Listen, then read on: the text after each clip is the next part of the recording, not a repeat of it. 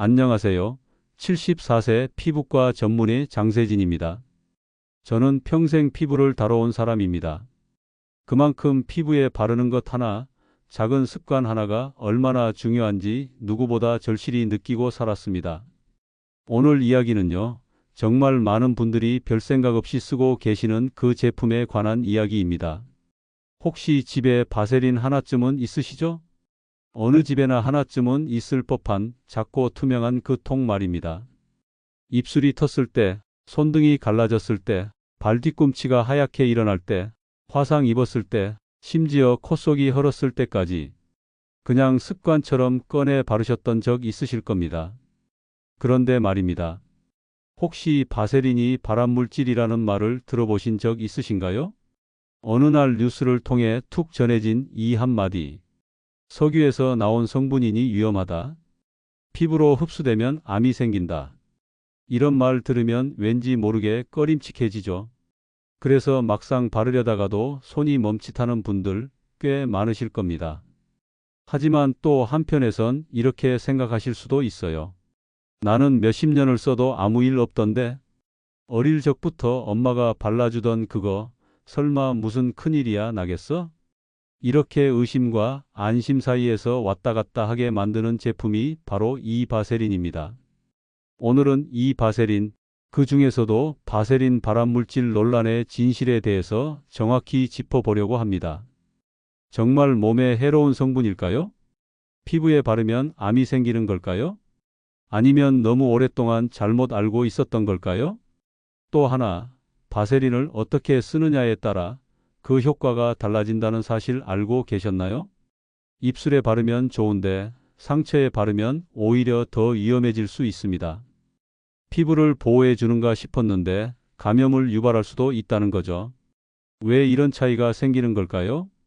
오늘 영상에서는요, 단순히 쓰면 된다, 쓰면 안 된다. 이런 이분법적인 이야기가 아닙니다. 저는 지금까지 피부에 무언가를 올리는 행위가 어떤 결과를 불러오는지를 수천 번, 수만 번 눈으로 직접 확인해 온 사람으로서 여러분께 꼭 필요한 균형 잡힌 정보를 드리고 싶습니다. 그리고 단순한 의학 지식만 말씀드리지는 않을 겁니다. 실제 제 진료실에서 만난 환자분들의 사례도 함께 들려드릴 겁니다. 왜 어떤 분은 입술에 바세린을 바르고 오히려 더 트고 어떤 분은 잘만 써서 건조증에서 벗어났는지, 이 차이를 만드는 핵심, 바로 오늘 함께 알아보실 내용입니다. 혹시 지금 영상 보시는 분들 중에 바세린을 매일 바르고 계신 분 계신가요? 아니면 바르다가 말고 냉장고나 약 서랍 구석에 묵혀두신 분도 계시겠죠? 어쩌면 지금도 침대 머리맡에 두고 입술이 마를 때마다 무심코 바르고 계실지도 모르겠습니다. 자, 그렇다면 오늘 이 영상 꼭 끝까지 보셔야 합니다. 무엇을 발라도 괜찮은 줄 알았던 우리의 피부, 그저 습관이라는 이유로 사용해왔던 제품 하나가 우리 몸에 어떤 영향을 주는지 정확히 알아야만 진짜 건강을 지킬 수 있습니다. 바세린. 우리는 그 이름이 너무 익숙해서 오히려 그 안에 뭐가 들었는지, 왜 바르는지 제대로 생각해 보지 않았습니다. 이제는 그냥 넘기지 마셔야 합니다. 건강은 아는 것부터 시작됩니다. 영상을 보시고 나면 아마 이렇게 말씀하실 겁니다. 이제는 바세린 아무 데나 안 바르겠구나. 그리고 나뿐 아니라 내 가족에게도 바르게 알려주고 싶다는 생각이 드실 겁니다. 영상 보시면서 궁금한 점 생기시면 댓글로 남겨주시고요. 유익하셨다면 구독과 좋아요도 잊지 말아 주시길 부탁드립니다. 이 영상은 단순한 정보 전달이 아니라 여러분의 일상 속 건강 습관을 지키는 작은 시작이 될 수 있기를 진심으로 바랍니다. 자, 그럼 본격적으로 바세린에 대한 이야기를 시작해 볼까요? 먼저 우리가 흔히 말하는 바세린이라는 단어부터 짚고 가야 합니다. 이게 사실 성분명이 아니라는 점 알고 계셨나요? 바세린은 미국의 한 회사에서 만들어낸 상표명입니다. 정확히 말하면 성분은 팜탈 아투밤이라고 불리는 물질입니다. 바세린이라는 제품은 1800년대 미국에서 처음 만들어졌습니다. 그 당시 석유 시추가 한창이던 시기, 노동자들이 석유 장비에 달라붙은 끈적한 찌꺼기를 상처나 화상에 바르기 시작한 게 그 시작이었습니다. 그걸 본 한 화학자, 로버트 체스브로라는 사람이 왜 저걸 사람들이 피부에 바를까? 궁금증을 갖고 연구에 들어갑니다. 그는 석유의 부산물 속에서 일종의 유분 성분을 정제해냈고 그걸 바로 팜탈 아투밤이라고 이름 붙였습니다. 이 성분은 투명하고 부드럽게 녹으면서도 피부에 막을 형성해주는 특성이 있어 당시로서는 상당히 혁신적인 제품이었습니다. 자, 그럼 여기서 본론으로 들어갑니다. 이 팜탈 아투밤, 즉 바세린의 성분이 왜 발암물질이라는 오해를 받게 되었을까요? 바로 석유에서 유래했다는 점 때문입니다. 석유에서 나온 성분이라고 하면 왠지 모르게 유독하고 위험할 것 같죠? 실제로 팜탈 아투밤을 만들기 위해 석유 찌꺼기를 정제하는 과정에서 다환 방향족 탄화수소라는 불순물이 남아 있을 수 있습니다. 이 성분은 자동차 매연, 담배 연기, 탄 음식 등에 존재하며 국제암연구소에서는 대표적인 발암 가능 물질로 분류하고 있습니다. 그래서 일부에서는 바세린은 발암물질이다라고 단정지어 말하기도 합니다. 하지만 과학은 그렇게 단순하지 않습니다. 중요한 건 무엇에서 나왔느냐가 아니라 어떻게 정제되었느냐입니다. 미국과 유럽을 비롯해 우리나라에서도 팜탈 아투밤을 화장품이나 피부 보습제 등에 사용하기 위해선 반드시 이 정제 과정을 철저히 거쳐야 합니다. 즉, 발암물질이 섞이지 않았다는 것을 검증받은 제품만 판매 허가가 나게 되어 있습니다. 유럽에서는 이 과정을 투명하게 공개하고 제품 포장지에 완전 정제된 팜탈 아투밤이라는 문구를 표시합니다. 우리나라에서도 식약처가 이 성분의 안전성을 확인하고 제조 이력과 정제 내역이 명확하지 않으면 판매 자체가 불가능하게 돼 있습니다. 그렇다면 정제된 바세린은 정말 안전할까요? 네, 피부에 사용할 경우 거의 흡수되지 않기 때문에 바로 피부 안으로 들어가 문제를 일으킬 가능성은 극히 낮습니다. 실제로 팜탈 아투밤의 분자량은 매우 커서 피부 장벽을 통과하기 어렵고 대부분 표면에 머물며 보호막 역할만 합니다. 하지만 먹거나 흡입되면 이야기가 달라집니다. 코 속에 바세린을 자주 바르는 습관이 있는 분들, 입술에 듬뿍 바르고 자주 핥는 습관이 있는 분들은 간접적으로 몸속에 이 성분이 들어갈 수 있기 때문에 주의가 필요합니다. 특히 장기간 반복적으로 노출된다면 그 축적 효과가 우려된다는 보고도 일부 있습니다. 정리해보면 이렇습니다. 바세린은 원래 석유에서 나온 성분이지만 철저히 정제된 제품은 피부에 사용하는데 큰 문제가 없습니다. 문제는 이 정제가 제대로 되었는지 그리고 사용자가 어디에 어떻게 바르느냐에 따라 안전성의 차이가 생긴다는 점입니다. 저는 환자들에게 이렇게 말합니다. 바세린이 문제라기보단 쓰는 방법이 문제입니다. 입술이든 손등이든 보습이 필요할 때 적절히 바르는 건 괜찮습니다. 하지만 상처에 바르면 감염을 유발할 수 있고 점막에 바르면 흡수될 위험이 생기며 무분별하게 모든 부위에 쓰는 습관은 바꾸셔야 합니다. 바세린 무조건 위험한 것도 아니고 무조건 안전한 것도 아닙니다. 정제된 성분인지 올바르게 쓰는지 이 두 가지만 기억하시면 바세린도 훌륭한 보습 도구가 될 수 있습니다. 저는 진료실에서 정말 다양한 환자들을 만납니다. 특히 겨울철이 되면 피부 건조증이나 각질로 내원하시는 분들이 눈에 띄게 늘어나죠. 그 중에서도 바세린을 자주 사용하는 분들은 확연히 갈립니다. 제대로 알고 쓰시는 분은 효과를 톡톡히 보지만 무심코 쓰신 분들은 오히려 문제가 더 커져서 오시기도 합니다. 기억나는 환자 한 분이 있습니다. 71세 이정자 씨였는데요. 이정자 씨는 매년 겨울마다 입술이 갈라져서 고생을 하셨습니다. 갈라진 부위에 피가 맺히고 음식을 먹을 때도 따가워서 제대로 씹지를 못하셨죠. 그래서 주변 분이 추천해준 바세린을 입술에 하루에도 몇 번씩 바르셨다고 합니다. 처음에는 좀 진정되는 느낌이 있었는데 며칠 지나면서 오히려 입술이 더 붓고 가려워지더랍니다.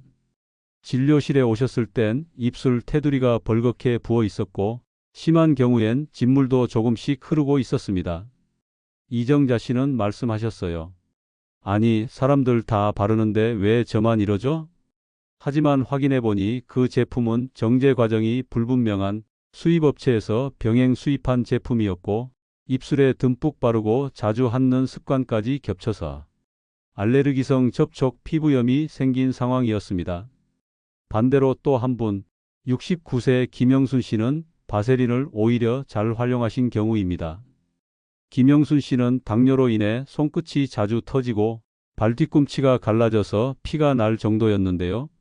매일 저녁 세안과 족욕 후 정제 이력이 확인된 바세린을 수분크림 위에 덧바르는 방식으로 꾸준히 사용하셨습니다. 그 결과 3주쯤 지나자 갈라졌던 발 뒤꿈치가 거의 회복되었고 손끝에 생기던 미세한 상처들도 사라졌습니다. 이 두 분의 차이 어디서 생겼을까요? 바로 사용 위치, 사용 방법, 제품 선택. 이 세 가지가 전부 달랐던 겁니다. 입술 점막처럼 예민한 부위에 바를 땐 성분을 꼼꼼히 확인해야 하고 흡입 섭취 위험을 줄이기 위해 소량만 쓰는 게 기본입니다. 반면 피부 각질층처럼 외부 자극에 쉽게 노출되는 부위엔 보호막이 되어줄 수 있기 때문에 적절히 사용하면 오히려 큰 도움이 됩니다. 또 하나 기억에 남는 분이 있습니다. 77세인 박현자 씨였는데요. 무릎 부위에 습진성 염증이 있었는데 어디서 들으셨는지 소독약 바르고 그 위에 바세린을 두껍게 덮으셨다고 하더군요. 며칠 후에 증상이 더 심해져 내원하셨고 진찰 결과 염증 부위에 세균 감염이 진행되고 있었습니다.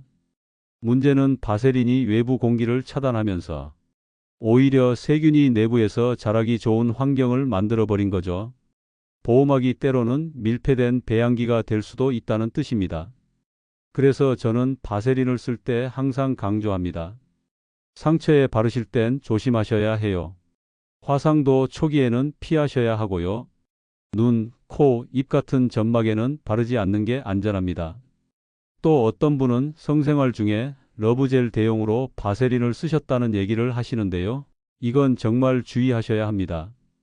기름 성분이다 보니 피부에 오래 남고 질내 세균 환경을 교란시켜서 염증성 질환이나 진균 감염을 유발할 수 있기 때문입니다. 실제로 저희 병원 산부인과 협진 사례 중에도 이런 문제로 진료받으시는 분들이 종종 계십니다. 반면 팁을 하나 드리자면 정제 이력이 확실한 바세린을 수분크림과 함께 손등, 발뒤꿈치, 무릎, 팔꿈치 등에 덧바르는 습관은 노년기 피부 건강 유지에 꽤 도움이 됩니다. 이런 방식으로 활용하신 74세 박경호 씨는 건조증에서 벗어난 뒤 겨울철에도 피부 트러블이 거의 사라졌다고 이야기하시더군요. 결국 핵심은 이것입니다. 바세린이 몸에 안 좋은 게 아니라 잘못 알고 무심코 바르다 보면 오히려 문제가 커질 수 있다는 사실. 그리고 제대로 알고 바르면 노화로 얇아지고 건조해진 피부에 충분히 도움이 될 수 있는 좋은 도구가 될 수 있다는 점입니다. 자, 이제 바세린을 어떻게 효과적으로 잘 쓸 수 있을지 함께 이야기해 볼까요? 우선 우리가 바세린을 가장 자주 사용하는 부위부터 생각해 봐야 합니다. 입술, 손등, 발뒤꿈치, 팔꿈치, 코 안쪽, 상처 부위, 화상 부위. 이 중에서 어디에 바르면 좋고 어디는 피해야 하는지 구체적으로 짚어보는 게 가장 중요하겠죠. 먼저 입술입니다. 건조해서 자꾸 트고 피가 나기도 하죠. 이럴 땐 바세린을 바르면 좋아지는 경우도 있습니다. 다만 꼭 기억하셔야 할 게 있습니다. 입술에 바른 뒤 자주 핥는 습관이 있으신 분들은 주의하셔야 합니다. 혀로 바른 바세린을 계속 하다 넘기게 되면 그게 몸 안으로 들어가게 되니까요. 앞서 말씀드린 것처럼 바세린은 먹는 용도가 아닙니다. 그래서 저는 입술에 바를 땐 소량만 얇게 바르고 절대 핥지 않도록 주의하는 습관을 들이는 게 좋다고 말씀드립니다. 요즘은 식물성 오일이 들어간 입술 전용 제품도 많기 때문에 입술만을 위한 제품을 따로 쓰시는 것도 하나의 방법입니다. 다음은 손등과 발뒤꿈치입니다. 여기는 바세린을 발라도 괜찮은 부위입니다. 특히 샤워나 족욕 후 수분이 증발하기 전 수분 크림을 먼저 바르고 그 위에 바세린을 덧발라주면 피부의 수분 손실을 막아주는 보호막 역할을 해줍니다. 마치 이불 덮듯이 피부를 한 겹 더 덮어주는 효과죠. 단 너무 두껍게 바를 필요는 없습니다. 얇게 펴 바르는 것이 가장 좋습니다. 그리고 바른 뒤에는 면양말이나 면장갑을 착용하면 더 효과적이고 끈적함도 줄어들 수 있습니다. 이번에는 코 안쪽입니다. 겨울철에 코가 자주 헐고 피가 나는 분들 계시죠? 그래서 면봉에 바세린 묻혀 코 안에 바르시는 분들도 많습니다. 그런데 이건 좀 조심하셔야 해요. 코점막은 흡수가 빠른 부위라서 기름 성분이 폐로 들어가는 경우도 있습니다. 이걸 리포이드 폐렴이라고도 하는데요. 특히 나이가 많거나 기저질환이 있는 분들에겐 더 조심해야 합니다. 그래서 저는 코 안쪽이 건조할 땐 식염수 스프레이나 수분 분사 제품을 먼저 권장드리고 바세린은 정말 피가 나고 갈라질 정도일 때 최소한의 양을 바르고 자주 하지 말라고 설명드립니다. 이제 상처 부위로 넘어가 보겠습니다. 자, 상처가 났어요.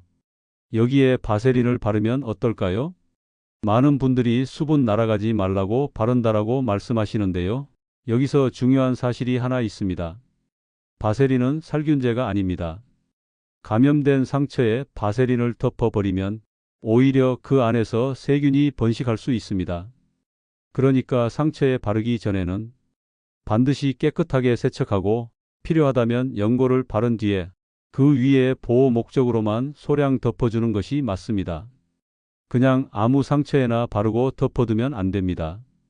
특히 진물이 나오는 상처나 붉게 부어오른 상처엔 바세린을 바르지 말고 병원 진료부터 받으시는 게 우선입니다. 그리고 아주 많이들 헷갈리시는 게 화상 부위입니다. 뜨거운 냄비에 닿거나 뜨거운 물에 댄 경우 바세린 바르면 진정된다는 말을 듣고 바로 바르시는 분들이 계세요. 하지만 이건 잘못된 방법입니다.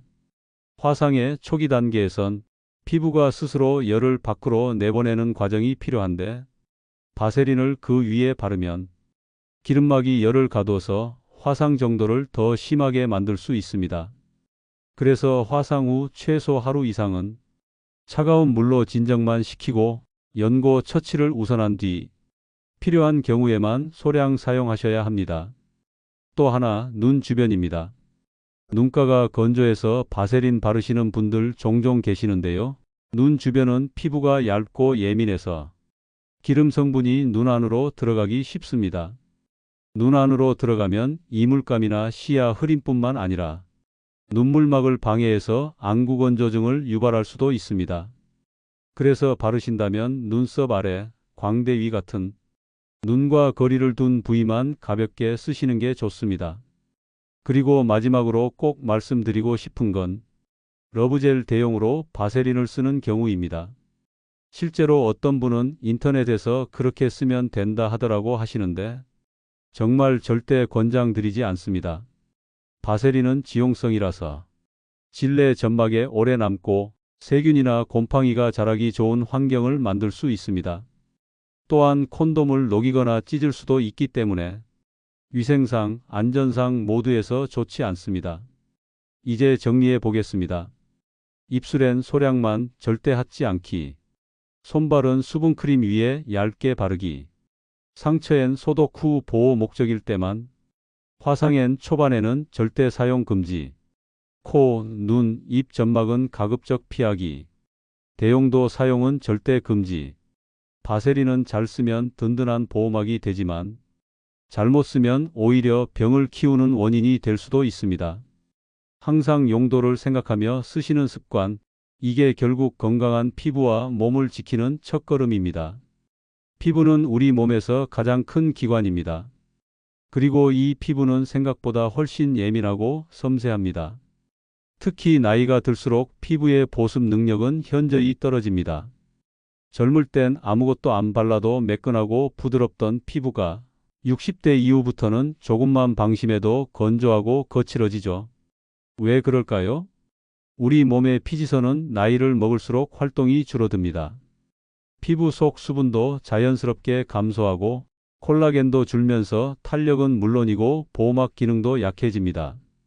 바로 이 시점부터는 보습제가 단순한 미용의 개념이 아니라 피부 건강을 유지하기 위한 일종의 치료나 다름없는 습관이 됩니다. 바세린이 그 대표적인 예 중 하나입니다. 세계적으로 인정받는 피부과 학술지인 국제피부과학저널에서는 노년기 피부 건강을 위해선 피부 장벽을 복원하고 수분 증발을 막아주는 제품을 반드시 꾸준히 사용하는 것이 필요하다고 말합니다. 특히 무양료, 무자극, 고분자, 구조의 성분이 좋다고 강조하는데 바세린이 바로 그런 특성을 갖춘 물질 중 하나입니다. 다만 아까도 말씀드렸듯이 바세린이면 다 괜찮다는 말은 맞지 않습니다. 반드시 정제된 팜탈 아투밤을 사용해야 하며 미국, 유럽, 한국 식약처 등에서 정제 이력을 확인한 제품만 사용하셔야 안전합니다. 자, 그러면 이런 보습 습관을 어떻게 일상에 잘 녹여낼 수 있을까요? 저는 진료실에서 이렇게 말씀드립니다. 샤워하고 나오면 얼굴만 닦지 마시고 손 등 발 뒤꿈치, 팔꿈치에도 관심을 주세요. 크림 바른 뒤 그 위에 바세린을 살짝 덧바르면 하루 종일 촉촉함이 유지됩니다. 습관이란 게 그렇죠. 처음엔 귀찮아도 일주일, 열흘, 한 달이 지나면 어느새 몸이 먼저 기억하게 됩니다. 한 연구에서는 65세 이상 노인들이 매일 아침, 저녁으로 바세린을 손에 발랐을 때 손등 피부의 각질층 두께가 4주 만에 평균 20% 이상 줄어들었고 트러블이나 미세 상처 발생 빈도도 절반 가까이 감소했다는 보고가 있습니다. 또한 독일 피부과학회에서는 고령자의 피부 보호를 위해선 외부 자극을 막는 보호막 형성이 가장 중요하며 그 수단으로 고분자 보호막 계열의 바세린이나 시어버터, 글리세린 등 보습제의 정기적인 사용을 권장한다고 말합니다. 그만큼 노년기에는 무엇을 쓰느냐보다 얼마나 꾸준히 쓰느냐가 핵심이라는 말입니다. 사실 이런 생활 습관은 단순한 피부 건강을 넘어서 삶의 질 자체에 영향을 줍니다. 피부가 거칠고 트고 아프면 외출도 꺼려지고 사람을 만나는 것도 줄어들게 됩니다. 반대로 피부가 매끄럽고 촉촉하고 편안하면 작은 외출 하나도 자신감 있게 하게 되죠. 그래서 저는 바세린을 단지 제품으로만 보지 않습니다. 그건 습관의 시작이고 자신을 돌보는 태도의 상징이기도 하다고 생각합니다. 이걸 매일 아침, 매일 저녁 꾸준히 해내는 분들은 몸도 마음도 조금 더 단단하고 안정돼 보입니다. 그건 제가 수십 년간 진료실에서 직접 보고 느껴온 확신입니다. 혹시 지금까지는 귀찮다, 끈적하다 생각 못했다며 피부 보습을 뒷전으로 두셨다면 오늘부터 한번 작게 시작해 보세요. 손등에 수분크림 그리고 바세린 한 겹, 단 3분이면 됩니다. 그 3분이 피부를 살리고 건강한 노후를 이어가는 습관이 됩니다. 이제 보습은 선택이 아닙니다. 노년기 건강의 기본이자 매일 지켜야 할 생활의 일부입니다. 그리고 그 중심에 우리가 너무 익숙하게 생각했던 바세린이 제 역할을 제대로 할 수 있도록 정확하게 알고 정확하게 쓰는 것, 그게 우리가 꼭 실천해야 할 일입니다. 자, 오늘 영상 함께 하시면서 어떠셨나요? 바세린, 이제는 단순히 보습제 하나로만 보기 어려우실 겁니다. 피부에 바르는 것 하나에도 기준이 필요하고 그 기준을 지키는 습관이 건강한 노후를 만들어간다는 사실 꼭 기억하셨으면 좋겠습니다. 오늘 말씀드린 내용 다시 한번 정리해 드립니다. 바세린은 정제 이력이 확실한 제품을 선택해야 하고 입술이나 코, 상처나 화상 부위에는 사용에 주의가 필요합니다. 피부 보습에는 효과적이지만 만능 치료제는 아니라는 점. 그리고 무엇보다 중요한 건 어떻게 쓰느냐입니다. 이제는 사용 전 한 번 더 생각하고 정확한 정보에 근거해서 건강하게 활용하실 수 있겠죠? 혹시 오늘 들으신 내용 중에서 실제로 내가 하고 있었던 잘못된 습관이 있었는지 돌아보시고요. 댓글로 공유해 주시면 저도 함께 고민해 드릴 수 있습니다. 또 여러분만의 바세린 활용법이나 경험이 있다면 서로 나눠보는 것도 좋은 배움이 되리라 생각합니다. 영상이 유익하셨다면 구독과 좋아요도 잊지 마세요. 이런 작은 클릭 하나가 저희에게는 큰 힘이 됩니다. 다음 영상에서도 실생활에 꼭 필요한 건강 정보로 다시 인사드릴게요. 마지막으로 오늘도 자신의 건강을 위해 시간을 내어주신 여러분 정말 잘하고 계십니다. 자신을 돌본다는 건 가장 소중한 사랑입니다. 고맙습니다.